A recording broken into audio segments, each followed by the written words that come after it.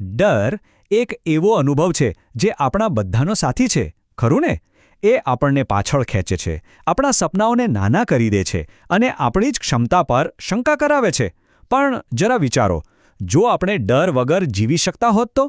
ચાલો, આજે આપણે સ્વામી વિવેકાનંદના વિચારોની દુનિયામાં ડૂબકી મારીએ અને નિર્ભયતાના એ રહસ્યને ખોલીએ. એક ક્ષણ માટે આ સવાલ પર મનન કરીએ. જો નિષ્ફળતાનો ડર ના હોત, લોકો શું કહેશે એની ચિંતા ના હોત, કે પછી અજાણ્યા ભવિષ્યનો કોઈ ભય ના હોત, તો આપણું જીવન કેવું હોત? આ ખાલી એક સવાલ નથી, પણ આપણી અંદર જે અનંત શક્યતાઓ છુપાયેલી છે ને, એના તરફનો એક દરવાજો છે. તો સવાલ એ છે કે આ નિર્ભયતા આવે ક્યાંથી? સ્વામી વિવેકાનંદ આપણને રસ્તો બતાવે છે, અને મજાની વાત એ છે કે આ રસ્તો બહાર ક્યાંય જતો જ નથી, પણ આપણી અંદર જ ઊંડે ઉતરે છે. ચાલો, આમાં થોડા ઊંડા ઉતરીએ અને સમજીએ કે આપણી અસલી તાકાતનો સ્ત્રોત શું છે. આ વિચાર ખરેખર ખૂબ જ શક્તિશાળી છે. જુઓ, સામાન્ય રીતે આપણે શું માનીએ છીએ કે હિંમત કે શક્તિ બહારથી લેવી પડે છે. પણ વિવેકાનંદ કહે છે, ના, એ તો પહેલેથી જ આપણી અંદર છે. બસ એક ખજાના જેવું છે, જેના પર આપણે અજ્ઞાનતાની ધૂળ ચડાવી દીધી છે. કામ ફક્ત એ ધૂળને હટાવવાનું છે. અહીંયા છે ને, આત્મનિર્ભરતા અને સ્વતંત્રતાને કેટલી સુંદર રીતે જોડવામાં આવી છે. જ્યાં સુધી આપણે કોઈના ટેકા પર, કોઈના સહારા પર જીવીએ છીએ, ત્યાં સુધી આપણે ક્યાંક ને ક્યાંક બંધાયેલા જ રહીએ છીએ. સાચી આઝાદી અને ખરી નિર્ભયતા તો ત્યારે જ આવે છે જ્યારે આપણને એ વાતનું ભાન થાય કે આપણને જે કંઈ પણ જોઈએ છે એ બધું આપણી અંદર જ મોજૂદ છે. અને આ બધી શક્તિનો આધાર શું છે? એ છે આત્માનો સિદ્ધાંત. ચાલો, આને એકદમ સરળ રીતે સમજીએ. વિવેકાનંદ કહે છે કે આપણી સાચી ઓળખ આ શરીર કે આ મન નથી. આપણું અસલી સ્વરૂપ તો આત્મા છે. એક એવી શક્તિ જે દિવ્ય છે, અમર છે અને એકદમ શુદ્ધ છે. હવે જે શક્તિ પોતે જ દિવ્ય હોય એ ક્યારેય ડરી શકે ખરી? આ એક જ વિચાર આપણને આપણા નાના મોટા બધા ડરથી ઉપર ઉઠવા માટે પૂરતો છે. તો આખા મુદ્દાનો સાર એ છે કે ડર આપણો મૂળ સ્વભાવ છે જ નહીં. ડર તો ત્યારે પેદા થાય છે જ્યારે આપણે આપણા સાચા, દિવ્ય સ્વરૂપને ભૂલી જઈએ છીએ અને પોતાને આ નાશવંત શરીર કે આ મર્યાદિત મન સમજી બેસીએ છીએ.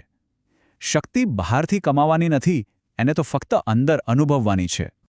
સારું, જો આપણો મૂળ સ્વભાવ જ શક્તિ અને નિર્ભયતા છે, તો પછી આ ડર છે શું? એ આવે છે ક્યાંથી? ચાલો હવે આગળ વધીએ અને જોઈએ કે વિવેકાનંદના મતે આ ડર વાસ્તવિકતા નથી, પણ આપણા જ મન દ્વારા બનાવેલો એક મોટો ભ્રમ છે. આ શબ્દોની ઊંડાઈ જુઓ. વિવેકાનંદ ડરને માત્ર એક લાગણી તરીકે નથી જોતા. એ તો એને બધી જ નકારાત્મકતા, પાપ અને દુઃખનું મૂળ ગણાવે છે.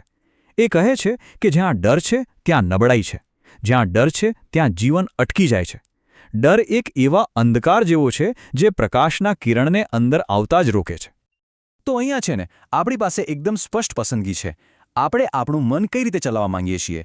શું એને ડરનું ગુલામ બનવા દઈએ, જે દરેક જગ્યાએ ફક્ત આ નહીં થાય, તે નહીં થાય એવી મર્યાદાઓ જ જોયા કરે?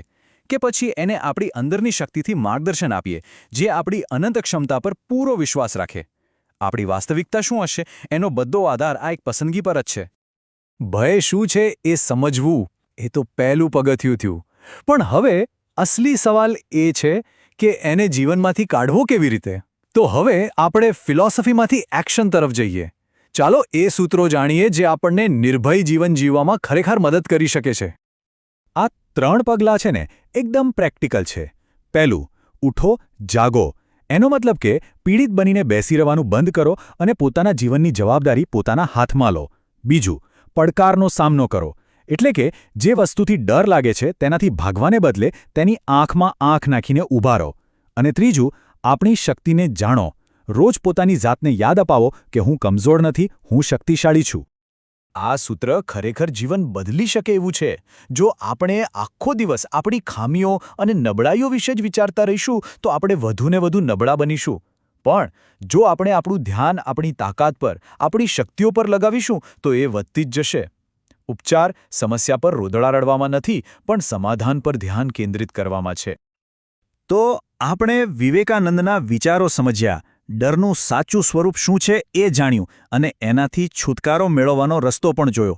પણ આ બધું જ્ઞાન ત્યાં સુધી કામનું નથી જ્યાં સુધી આપણે એને આપણા જીવનમાં ઉતારીએ નહીં. તો હવે પ્રશ્ન એ છે કે હવે આગળ શું? આ અંતિમ અને કદાચ સૌથી શક્તિશાળી સંદેશ છે. કોઈ બહારની શક્તિ નહીં, કોઈ ગ્રહ નક્ષત્ર નહીં, પણ આપણે પોતે જ આપણા ભાગ્યના શિલ્પકાર છીએ. આપણા વિચારો, આપણી માન્યતાઓ અને આપણા કર્મો જ આપણી આવતીકાલ બનાવે છે.